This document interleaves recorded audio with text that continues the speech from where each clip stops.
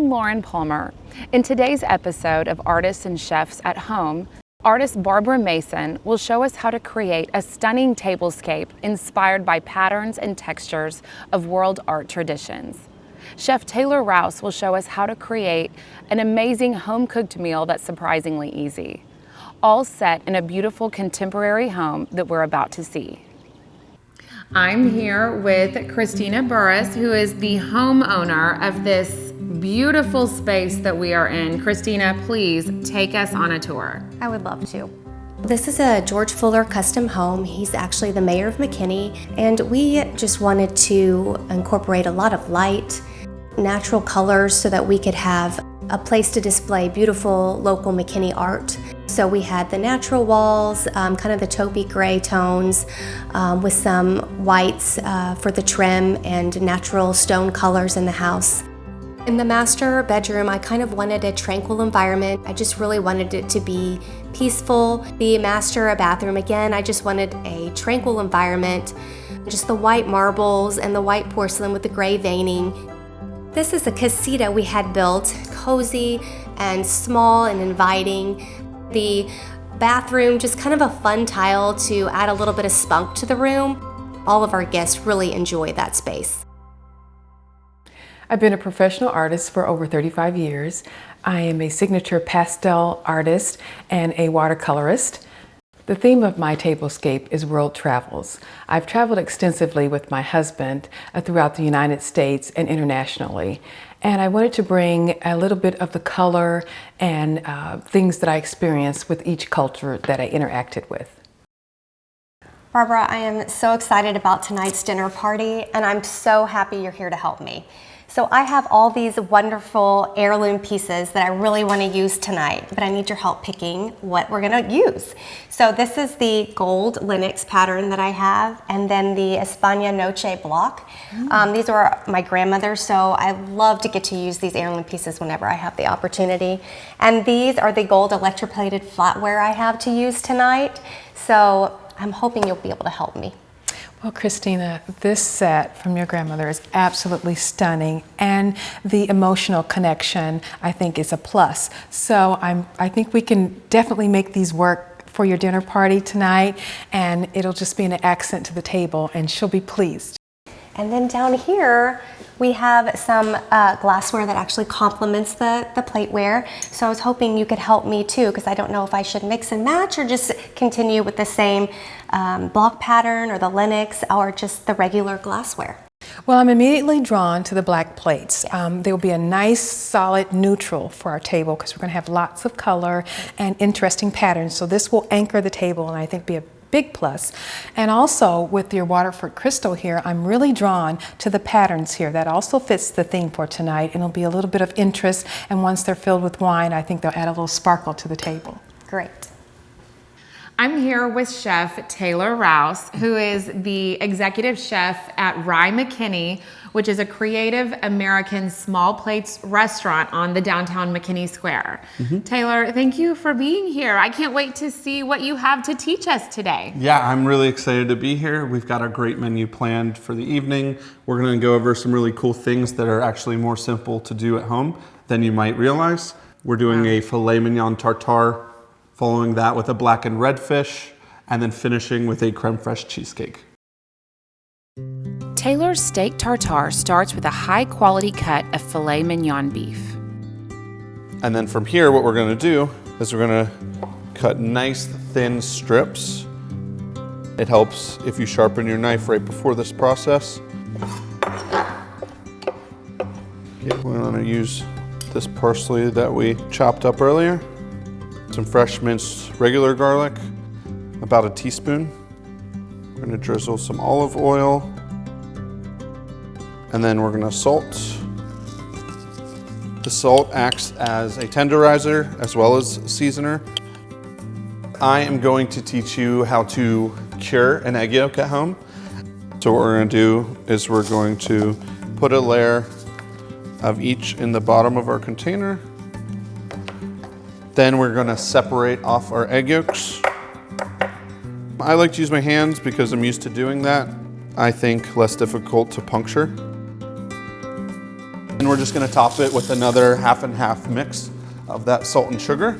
You'll put a lid on it and keep it in the fridge for 4 to 5 days. This is an egg yolk, the same as we just put in. I'm putting pressure on it. It's solid, and then we just brush this off, and you get these beautiful yellow curls, and they kind of melt in your mouth as you taste them. We have black garlic. You can substitute regular garlic if you can't find black garlic. Spoon in about 1/4 of this creme fraiche. And then we're just gonna mix this together. So now we're gonna plate our steak tartare. We're going to put a circle of creme fraiche down on the bottom, my ring mold, and I'm gonna fill that with the mix, being careful to just keep it very still. Gently lift the mold up.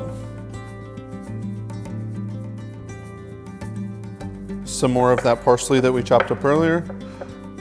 And then we're going to grate our cured egg yolk.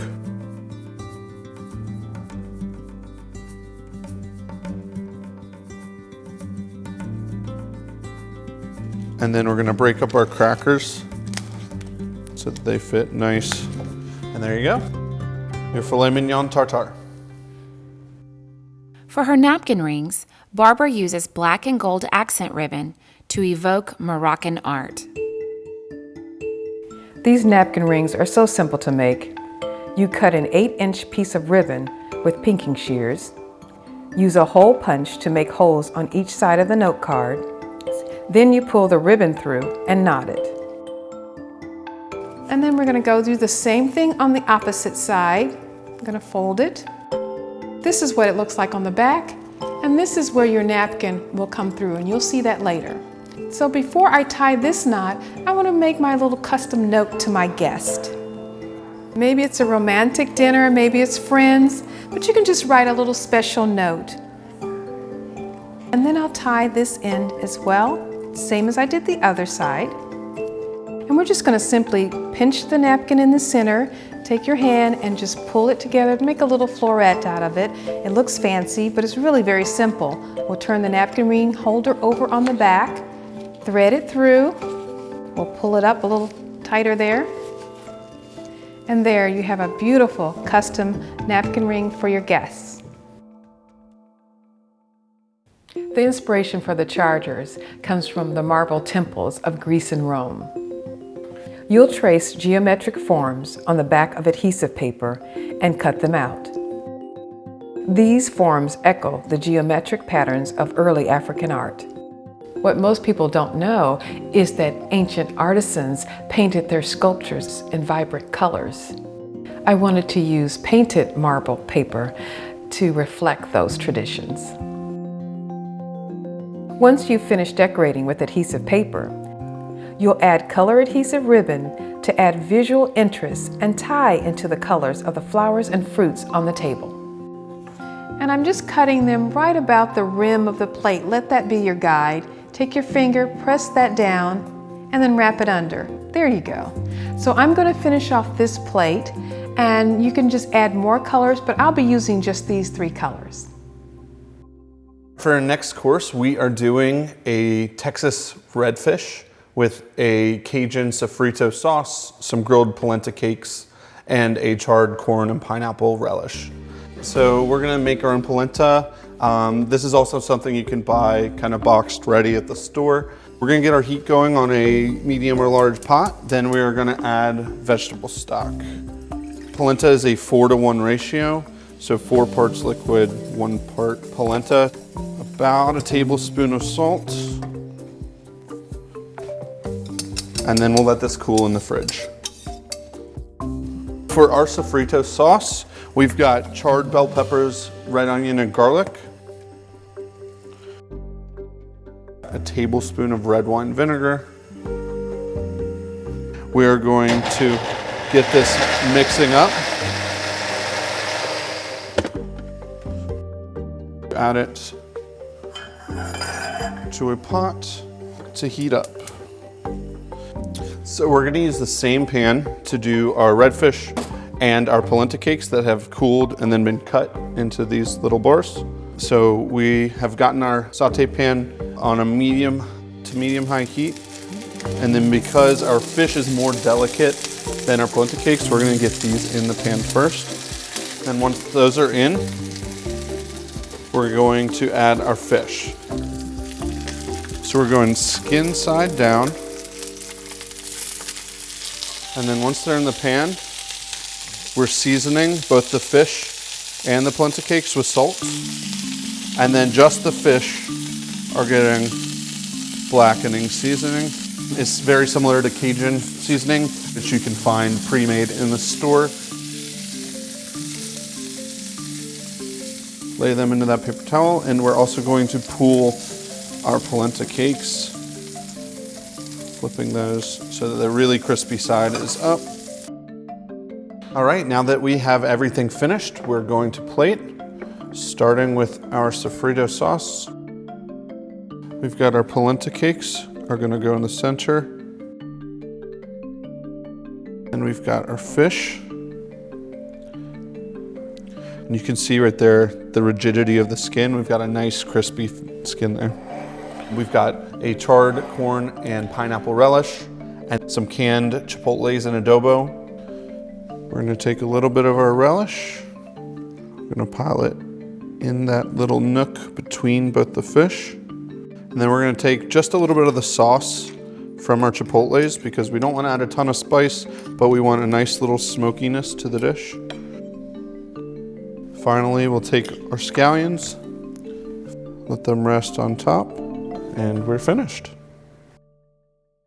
I chose scallop placemats for each place settings, but you can use round placemats, rectangular. Again, it's up to your discretion. So this is the placemat that I've chosen because of the scallop pattern and the color, and I'll show you how to create an accent placemat using this as a pattern. I'll flip it over. So what I did was take this particular placemat and I just took a Sharpie and just traced around the outside here to create our pattern. And it's very simple. This fabric cuts very easy. You've got a pattern here and just trace it to the best of your ability. So there, you see how I just simply cut an accent placemat. When I flip it over, this is the finished placemat, and you can layer these or use it individually. For the table runner, I used cork fabric. It's not only a beautiful color, but it adds an organic quality to the table. I'm just laying out the foundation for our table, which is this cork fabric runner. This will be our base that we will build everything else on. And this is our store-bought cloth. And this will mimic, as you can see, the patterns in this runner will mimic different patterns on our plate chargers and in the tableware. And we're just going to strategically place these down the center, because this is where our centerpieces will go. It's very important to introduce live plants or some type of nature element to your table. So I've purchased some orchids simply because of the color scheme. White is always a good neutral to add to the table along with the greenery, and fresh flowers. Don't be afraid to add unusual fruit or a non-traditional flower, because that may be a conversation starter at your table. For my main lighting element, I chose LED candles and fairy lights because they reminded me of the corridors of Venice, well lit at night. We'll start off by taking the fairy light remote and we'll just bury it under the beads here. And then we'll place the candle right on top, just anchor it. And then we'll just start rotating and pushing the fairy lights into the container. The LED taper candles add height and additional accents of light at either end of the table and also in the center. The cut glass candle holders echo the patterns of the central vase. Next, we'll start building the layers to our place setting. So we'll start with the place mats. This is the head seat, so I'm just going to space them apart like this. The next layer will be our plate warmer, which we'll place in the center of our two mats. And then our custom plate charger, and that goes right in the center. And this will build height and interest to your setting. The multiple layers in the tablescape added to the complexity of the design. You could get very creative and partner different colors together and create height and dimension to the table. Christina had beautiful gold flatware that belonged to her grandmother and black glassware that contrasted nicely with the other table elements. The final element that we'll add to the tablescape are the fairy lights. I will twine these fairy lights throughout the tablescape to add just a little extra final ambiance. One of the things that I liked most about the table was the representation of all the different cultures and nations, but I married them together with design and color.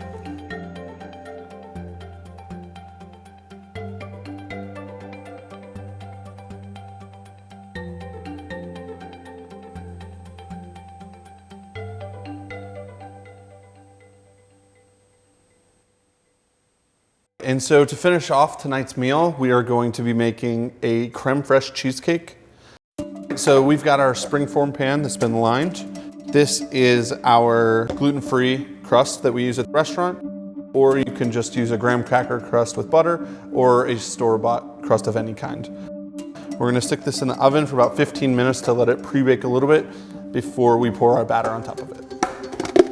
So we've got 24 ounces of cream cheese and then 1 cup of white sugar. So we're gonna slowly add our eggs, aiming for about 1 at a time. Next we're adding our creme fraiche, our sour cream, and then lemon juice. We don't want to overmix this because that incorporates air, which causes bubbles when cooking. All right, now that our crust has cooled a little bit, I've just cut these pieces of parchment paper to place around the edge to help with removing the springform pan. We're going to pour our batter.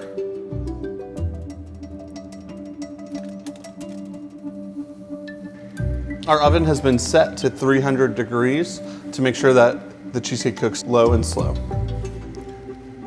So this is a slice of our creme fraiche cheesecake finished. This is a lime curd, which is just eggs, lime juice, sugar, and some lime zest. You can definitely find this in the store though, if you don't want to try it at home. Then we've got a white chocolate mousse, which is just melted white chocolate with whipped cream. This is something very easy to make at home as well, but you can also just use store-bought whipped cream if you'd like. To start this plating, we're just going to drizzle some of our lime curd.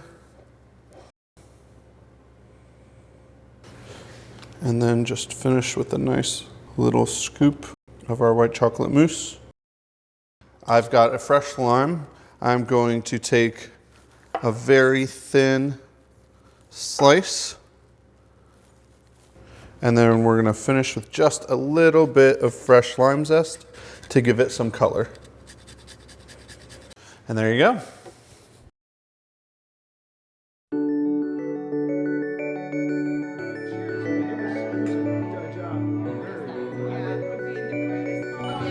So the meal was actually surprisingly easy to make. Everything was super simple to come together. I was pleasantly surprised, and we did go to the store and were able to find some of the items that were actually simple to make, but I just wanted to have more time for my guests. Barbara's kit made it so easy to throw together this dinner party. I absolutely loved the cork fabric that's included, as well as the chargers and the contact paper, just to create your own unique designs on these chargers. I just absolutely know my guests will love it. Here is to great friends. Hear, hear. Thanks for joining us. On our website, artisanchefs.com, you will find detailed recipes, table creation tips, and a list of local retailers where you can purchase our table and meal kits to create your own custom dinner party.